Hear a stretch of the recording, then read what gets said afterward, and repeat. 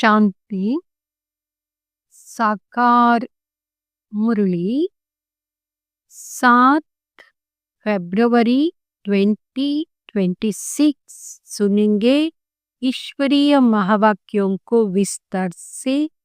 मीठे बच्चे, बुद्धि में स्थायी एक बाप की ही याद रहे तो यह भी आहो सौभाग्य है। प्रश्न, जिन बच्चों को सर्विस का शौक होगा उनकी निशानी क्या होगी? उत्तर, वह मुख से ज्ञान सुनाने बिगर रह नहीं सकते। वह रूहानी सेवा में अपनी हड्डी हड्डी स्वाहा कर देंगे। उन्हें रूहानी नॉलेज सुनाने में बहुत खुशी होगी। खुशी में ही नाचते रहेंगे। वह अपने से बड़ों का बहुत रिगार्ड रखेंगे।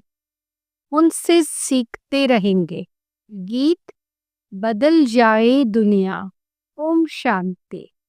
बच्चों ने गीत की 2 लाइन सुनी। यह वायदे का गीत है। जिसे कोई की सगाई होती है तो यह वायदा करते हैं कि स्त्री पुरुष कभी एक दो को छोड़ेंगे नहीं। कोई की आपस में नहीं बनती है तो छोड़ भी देते हैं। यहाँ तुम बच्चे किसके साथ प्रतिज्ञा करते हो? ईश्वर के साथ।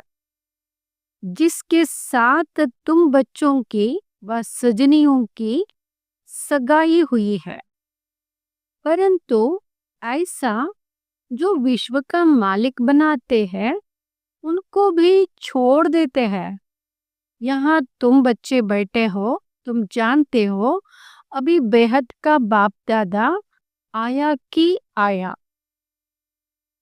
बाहर सेंटर पर समझेंगे बाबा की बजाई हुई मुरली आई कि आई। यहाँ और वहाँ में बहुत फर्क रहता है, क्योंकि यहाँ बेहद के बाप दादा के सम्मुख तुम बैठे हो, वहाँ तो सम्मुख नहीं हो। चाहते हैं सम्मुख जाकर मुरली सुने। यहाँ बच्चों की बुद्धि में आया बाबा आया कि आया। जिससे और सत्संग होते हैं वहाँ वो समझेंगे फलाना स्वामी आएगा। परंतु यहाँ ख्यालत भी सबकी एक रस नहीं होगी। कईयों का बुद्धियोग तो और तरफ भटकता रहता है। कोई को पति याद आएगा, कोई को संबंधी याद आएंगे।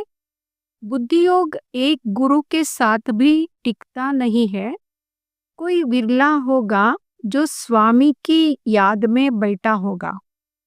यह भी ऐसे है। कोई विरला होगा जो स्वामी की याद में बैठा होगा। यह भी ऐसे है। ऐसे नहीं सब शिव बाबा की याद में रहते हैं। बुद्धि कहाँ न कहाँ दौड़ती रहती है। मित्र संबंधी आदि याद आएंगे। सारा समय एक ही शिव बाबा की याद में रहे फिर तो आहो सौभाग्य। स्थायी याद में कोई विरला रहते हैं। यहाँ बाप के सम्मुख रहने से तो बहुत खुशी होनी चाहिए। अतीन्द्रिय सुख गोपी वल्लभ के गोप गोपियों से पूछो। यहाँ का गाया हुआ है। यहाँ तुम बाप की याद में बैठे हो। जानते हो अभी हम ईश्वर की गोद में हैं, फिर दैवी गोद में होंगे।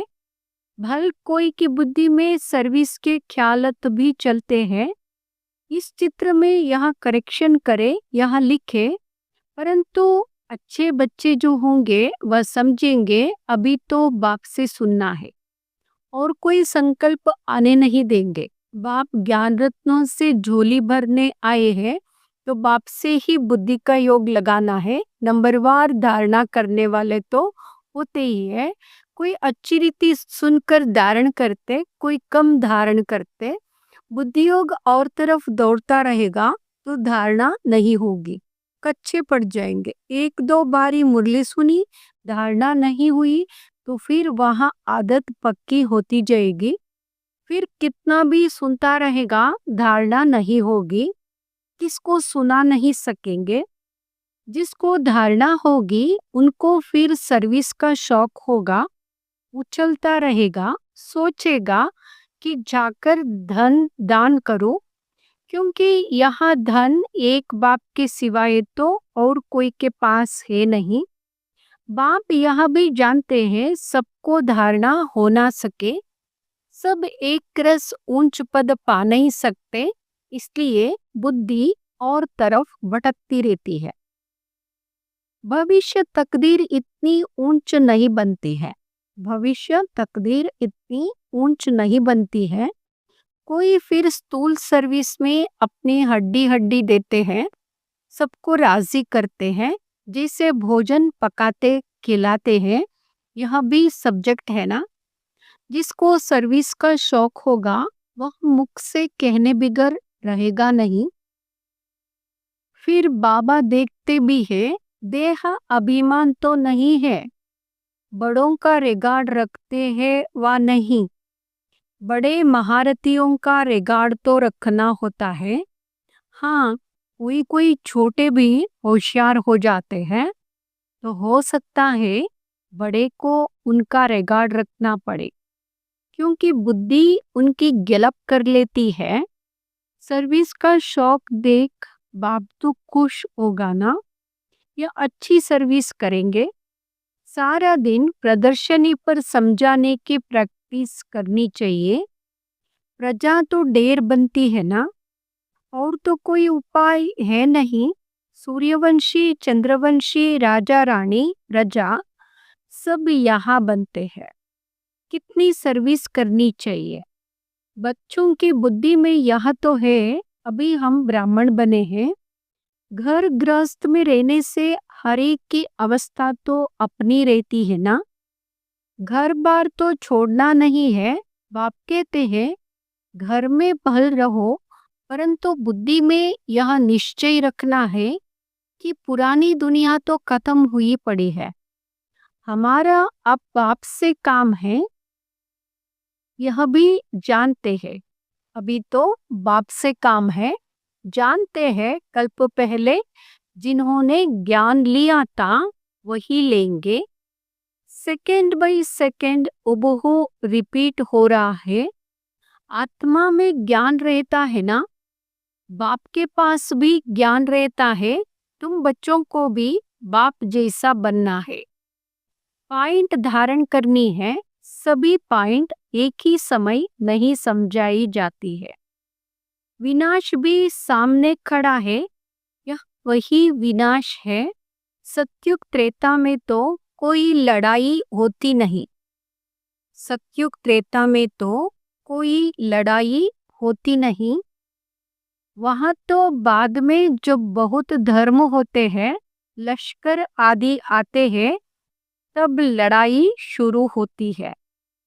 पहले पहले आत्माएं सतो प्रधान से उतरती है, फिर सतो रजो तमो की स्टेज होती है। तो यह भी सब बुद्धि में रखना है। कैसे राजधानी स्थापन हो रही है, यहाँ बैठे हो तो बुद्धि में रखना है कि शिव बाबा आकर हमको खजाना देते हैं, जिसको बुद्धि में धारण करना है। अच्छे अच्छे बच्चे नोट्स लिखते हैं, लिखना अच्छा है तो बुद्धि में टॉपिक्स आएंगे। आज इस टॉपिक पर समझाएंगे। बाप कहते हैं हमने तुमको कितना खजाना दिया था। सत्युग त्रेता में तुम्हारे पास अथाह धन था, फिर वाम मार्ग में जाने से वह कम होता गया, खुशी भी कम होती गई, कुछ ना कुछ विकर्म होने लगते हैं। उतरते उतरते कलाएं कम होती जाती है। सतो प्रधान, सतो रजो तमो की स्टेजेस होती है। सतो से रजो में आते हैं तो ऐसे नहीं फट से आ जाते हैं, धीरे धीरे उतरेंगे। तमो प्रधान में भी धीरे धीरे सीढ़ी उतरते जाते हो, कला कम होती जाती है, दिन प्रतिदिन कम होती जाती है। अभी जंप लगाना है, तमो प्रधान से सतो प्रधान बनना है, इसके लिए टाइम भी चाहिए। गाया हुआ है, चढ़े तो चाके वैकुंठ रस। काम की चमाट लगती तो एकदम चकनाचूर हो जाते हैं, हड्डी हड्डी टूट जाती है। कोई मनुष्य अपना जीवघात करते हैं, आत्मघात नहीं, जीवघात कहा जाता है। यहाँ तो बाप से वर्षा पाना है, यहाँ तो बाप से वर्षा पाना है, बाप को याद करना है, क्योंकि बाप से बादशाही मिलती है। अपने से पूछना है, हमने बाप को याद कर भविष्य के लिए कितनी कमाई की, कितने अंधों की लाठी बना। घर घर में पैगाम देना है कि यह पुरानी दुनिया बदल रही है, बाप नई दुनिया के लिए राजयोग सिखा रहे हैं। सीढ़ी में सब दिखाया है, यह बनाने में मेहनत लगती है। सारा दिन क्यालत चलता रहता है, ऐसा सहज बनावे जो कोई भी समझ जाए। सारी दुनिया तो नहीं आएगी, देवी देवता धर्म वाले ही आएंगे। तुम्हारी सर्विस तो बहुत चलनी है, तुम तो जानते हो हमारा यह क्लास कब तक चलेगा। वहाँ तो लाखों वर्ष कल्प के आयु समझते हैं, तो शास्त्र आदि सुनाते ही रहते हैं, समझते हैं जब अंत होगा तब सबका सद्गति दाता आएगा, और जो हमारे चेले होंगे उनकी गति हो जाएगी, फिर हम भी जाकर ज्योति में समाएंगे। परंतु ऐसे तो है नहीं, तुम अभी जानते हो हम अमर बाप द्वारा सच्ची सच्ची अमर कथा सुन रहे हैं। तो अमर बाप जो कहते हैं वह मानना भी है, सिर्फ कहते हैं मुझे याद करो, पवित्र बनो, नहीं तो सजा भी बहुत खानी पड़ेगी, पद भी कम मिलेगा। सर्विस में मेहनत करनी है, जैसे ददीची ऋषि का मिसाल है, हड्डियां भी सर्विस में दे दी, अपने शरीर का भी ख्याल ना कर सारा दिन सर्विस में रहना है। उनको कहा जाता है सर्विस में हड्डियां देना। एक है जिस्मानी हड्डी सर्विस, दूसरी है रूहानी हड्डी सर्विस। रूहानी सर्विस वाले रूहानी नॉलेज ही सुनाते रहेंगे, धन दान करते खुशी में नाचते रहेंगे। दुनिया में मनुष्य जो सर्विस करते वह सब है जिस्मानी, शास्त्र सुनाते हैं, वहाँ कोई रूहानी सर्विस तो नहीं है। रूहानी सर्विस तो सिर्फ बाप ही आकर सिखलाते हैं, स्पिरिचुअल बाप ही आकर स्पिरिचुअल बच्चों को पढ़ाते हैं।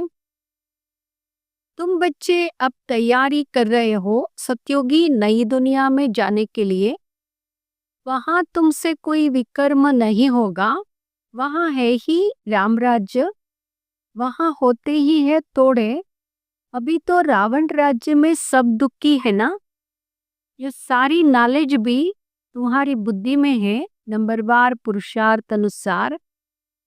इस सीढ़ी के चित्र में ही सारी नॉलेज आ जाती है, इस सीढ़ी के चित्र में ही सारी नॉलेज आ जाती है।